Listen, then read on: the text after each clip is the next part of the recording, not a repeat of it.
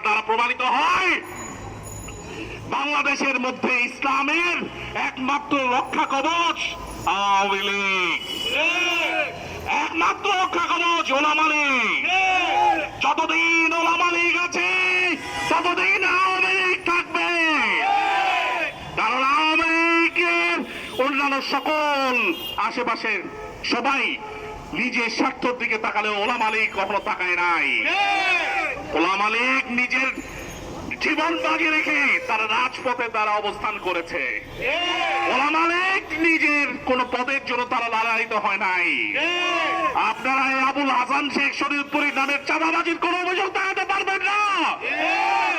এই আব্দুল সফরের নামে কোন চাঁদাবাজির অভিযোগ দেখাতে পারবেন না।